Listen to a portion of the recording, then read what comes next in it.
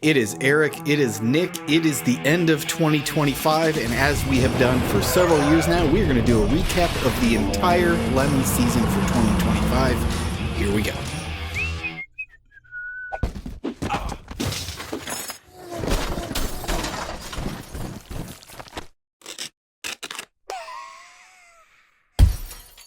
One of the great things in 2025 we did was we had the longest amateur endurance race in the world, maybe the longest endurance race ever in the world, at 25 hours and 1 minute. That was, of course, at Thunderhill Raceway, and we are doing it again in 2026. Sadly, in 2025, we witnessed the end of Pit Race, but don't worry, it's going to be replaced with something just as exciting and appealing as a racetrack: a data center. The machines are taking over! To make up for that, we return to Summit Point, this time on the big track. We'll be back there in 2026. And also in 2026, we're adding Mid-Ohio and Nelson Ledges, so I think we're going to survive the loss of Pit Race. Every year we run down some notable firsts in lemons. Let us start with the Ford Aerostar that raced at Buttonwillow. Now, there are so many great qualities about the Ford Aerostar, like, it looks like a spaceship. This was no ordinary Aerostar, mind you. This was run by Scaled Composites, the engineering firm that put a spaceship into orbit. We also saw the first bullet-nosed Studebaker. Fozzie Bear would be proud. This is the only Studebaker that hasn't won the Index of Effluency yet. We fully expect it to, sooner rather than later. We also saw the first ever Suzuki Sidekick, and the first UK market Rover 400 that was raced by a team from the UK. It blew up, and they had to borrow an MR2 to finish the race. Not the first, but the first in like 15 years. We had a Mitsubishi Galant at Thompson. We had our first Kia Soul at NCM. And my personal favorite for the year, we had our first Dodge Avenger. That is a 12-year-old car in lemons, believably $500 at Road Atlanta. Back in 2024, we had our first Cobalt SS. This year, we had our first HHR SS. This is actually a former auto show car, and it won Class C, and it then won Class B in consecutive races. This is clearly the ticket to Lemon's dominance. Yeah, HHR SS. Sticking with General Motors for a bit, we had our first 5th gen Camaros, plural. They did not dominate. And we had a final generation Pontiac Grand Am, the official car of the Midwest. We also completed the set of Pontiac G cars, starting with the 8 years ago, the 6, the 5, and finally the Pontiac G3, a car everybody remembers. I don't.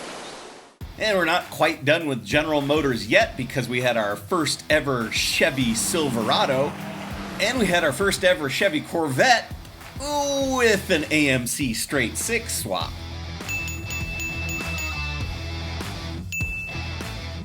On the subject of American straight 6s, we had a Ford Granada with a 250 in it. It's like the first Granada we've seen in 10 or 15 years. That was hella sweet. And we had a Ford Ranchero with also another American straight 6 and active aero, the first one of those we've ever seen. Elsewhere in the world of trucks and SUVs, we had our first ever International Harvester pickup, which didn't run, but it was awesome. Our first Toyota Tacoma, and our first BMW X3. We also had our first V8 BMW E39 5 Series. It spent most of its time doing what you thought it would. Going nowhere, going nowhere. We also had our first Mercedes CLS 550, which had been repoed twice. That was hella sweet. We had our first Audi A5. And if you want a German sedan that'll actually run, we had our first non-turbo W124 Mercedes diesel with a 0 to 60 time measured in eons.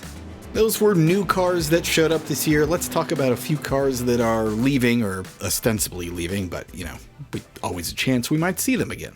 Just when I thought I was out, they pulled me back in. The British Empire Strikes Back has this TR7 they've run for years. It is as fast as a TR7 can be. They ran their last race with it in 2025. Another car that retired after 2025 was the Rust Cartel Ford Fairlane. We originally saw this car on a Lemons rally in 2017. They put a cage in it. They've raced in Lemons races for a while. Now they're going to cut the cage back out and turn it back into a street car. They do have a new race build coming for 2026, and it's amazing. Longtime Lemons fabricator Albert Wenzel retired from ownership of the famous pink Rambler. He gave it to Lemons of Love for them to auction off, and it ended up with another Lemons team and showed back up in 2025. On the subject of old cars returning with new teams, we saw the return of the motorcycle-powered Geo Metronome, now with Richie Bobby Racing out of Arizona. And we saw an old Austin Marina that had raced years ago come back with a new team called Bottom Gear. And we had some old cars show up with their original teams. We had Sputnik's Nissan Sentra, which won an IOE. We had Spank's DAF 55, which won an IOE. And we had Eyesore Racing's Miata, which blew up on the test day. One thing I picked up on in 2025, being the stats nerd that I am, was that this was the year of long-suffering teams finally becoming first-time class winners.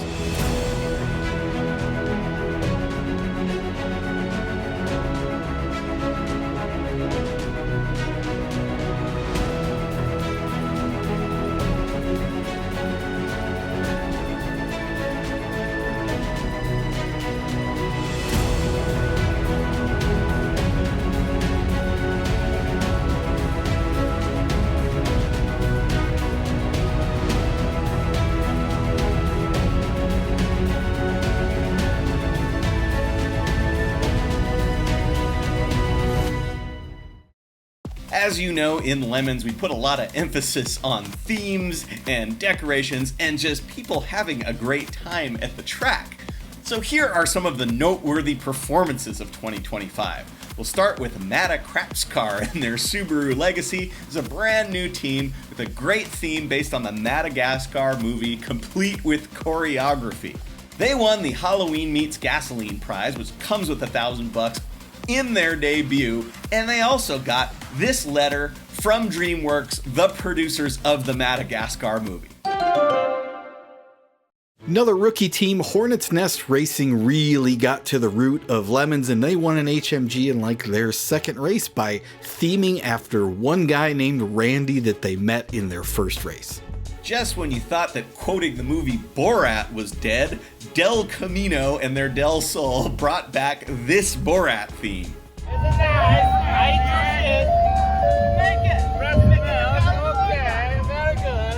The Italian Job mini team brought the entire South Philly family with them to dominate another Halloween Meets Gasoline with a real confessional booth and a living room set up for the judges.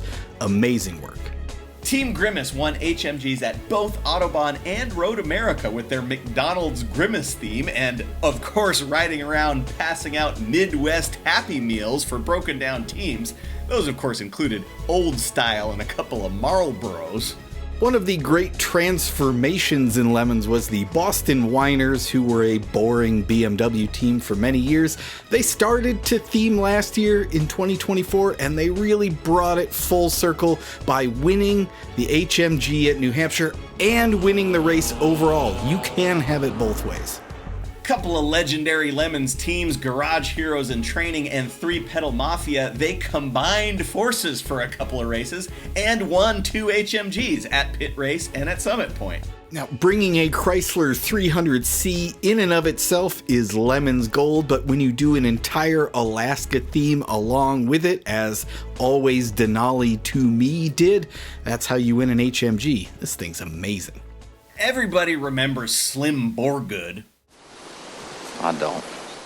He's known for a couple of things. He was a member of ABBA, he was a Formula One driver, but most famously, he was the previous owner of literally this Rover 620 that was somehow acquired by a Lemons team, brought to a Lemons race, where it won Class C. That was amazing. Maybe the most impressive driving accomplishment for the entire year was Mopar Poser's Dodge Intrepid finishing in the top 5 at a race. Overall, top 5, Dodge Intrepid.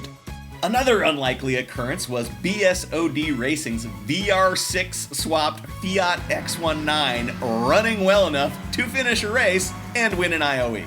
Now, you may know that we have Lemons Rallies, which are road-going events, and we have Lemons Races, which are racetrack events, and we have the aptly named Cross Thread Racing, whose Volvo 240 does both of those. They put thousands of miles on the car on a Lemons Rally, and they drive it to and from the racetrack.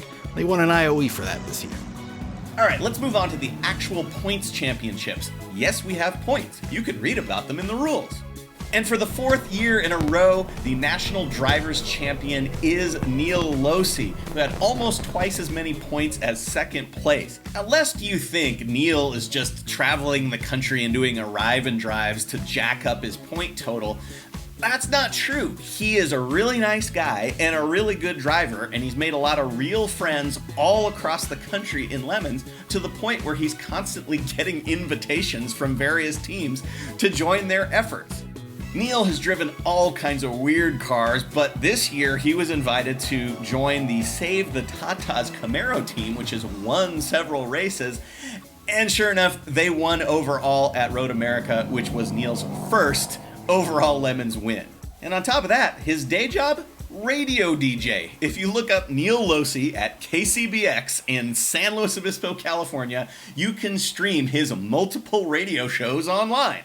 We also have a National Teams Champion, which unsurprisingly went to the large fleet of minis from Mo Minis Mo Problems. These guys have 3 or 4 or 31 Mini Coopers, including one with a hand control setup. That's pretty sweet. They're kind of decent at this whole racing thing, but crucially, to get points in Lemons, they have a whole bunch of rookies who show up and drive. Rookies get 2 team points, so there you go. Here's your top 5 on national team points. Those are the national champions. Here are the regional champions.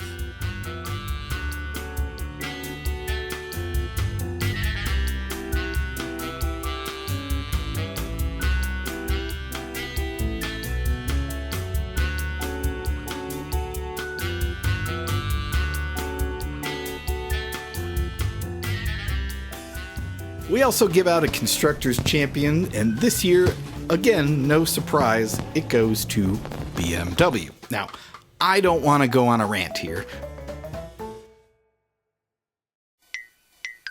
Alright, that's the Constructor's Champion based on points. We also have something that we call the Real Constructor's Champion, which we base on what we feel like.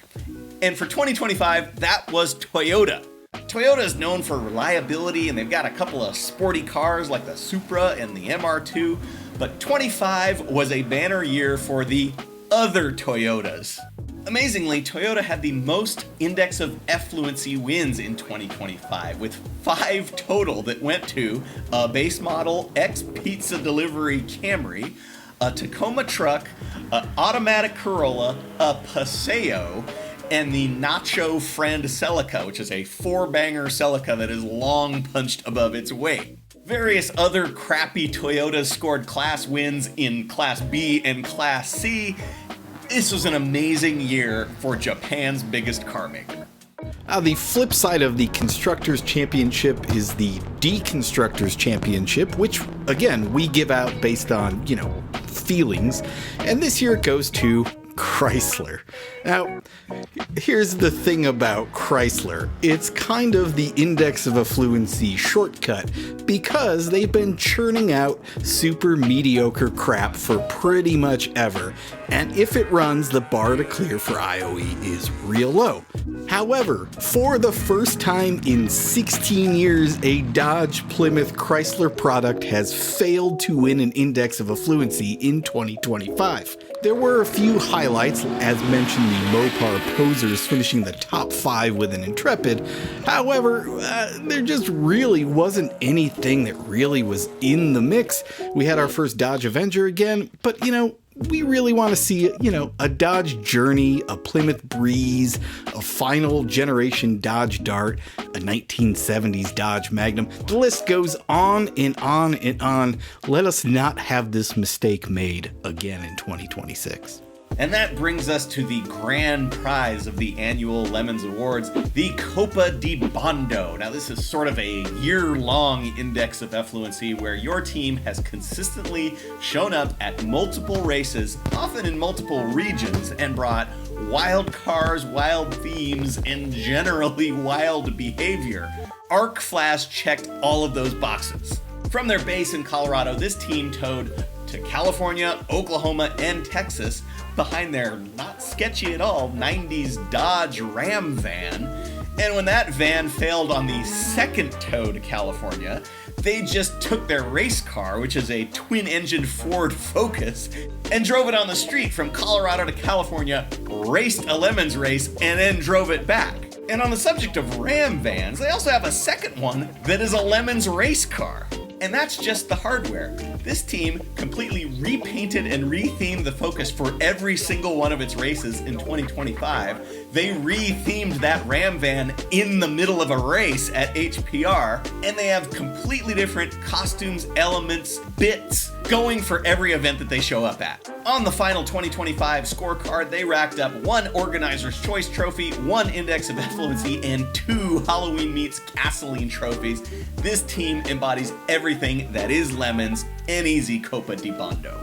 Now, I'm no math-knowing guy, there's probably a name for that, but Lemon's first race was in October 2006. This is 2026, which means that Lemon's 20th anniversary is October of this year. It feels like we should probably do something to commemorate that, right? So if you have any ideas, let us know in the comments what our 20th anniversary should entail. Here's some other things to look forward to in 2026. As we said, our first ever race at Mid-Ohio, our first race at Nelson Ledges in 17 years, and 22 other races at world-class tracks like Sonoma, Road Atlanta, and Road America. We've got 6 rallies road tripping across the country, going to weird and unexpected places off of the beaten path. Check out the Lemons website. You can register for any and all of those events right now. We'll see you in 2026. Every second you don't subscribe or watch one of these videos, another Vega is sent to the crusher. Won't you help us save Classic?